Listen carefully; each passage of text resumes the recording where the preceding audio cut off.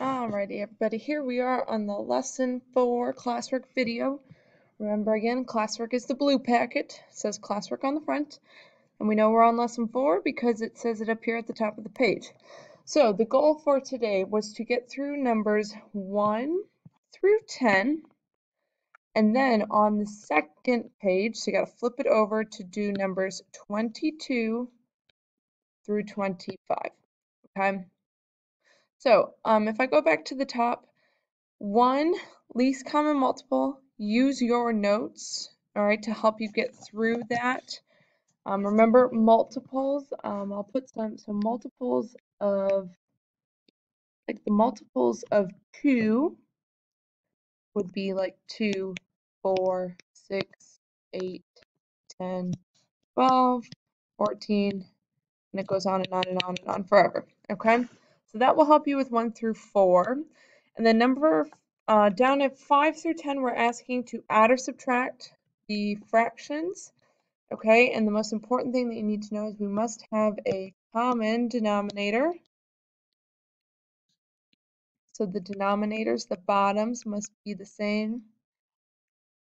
So if I look at, say, number 5 here, well, they both have a 5 in the bottom, so I'm ready to go. I would just add the top number, and this would be 3 over 5. Remember, you leave the bottom number the same.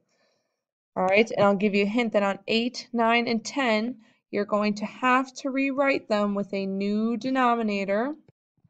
All right, you can't just go in and add or subtract those numbers. Okay, and again, you can always use your notes to help you.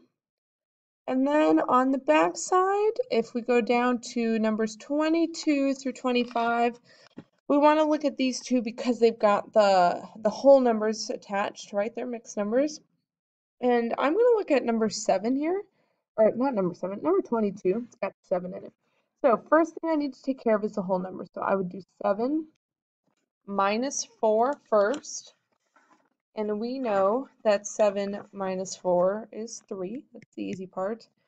And now I've got 5, 6 minus 7 24ths. Okay, they do not have a common denominator, so I have to take care of that. And now the thing to know is that 6 goes into 24, right? So we can just leave this guy alone. But I want to make this be out of 24. So to do that, I would have to multiply both of those by 4. 5 times 4 is 20. So now that I have a common denominator, I'm good to go. And 20 minus 7 is 13. So it would be 13 over 24. No, you do not subtract the bottom. You don't want 0 in the bottom. It's not going to work. So our final answer would then be 3. Don't forget the whole number. And 13 24ths. Okay.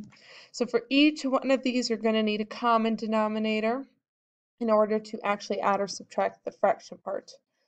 All right, so that's all I'll do for now. Of course, if you have questions, you can come to office hours or send me an email, and then to check your answers. If you're in your notebook, we want to be in the content library here on the left.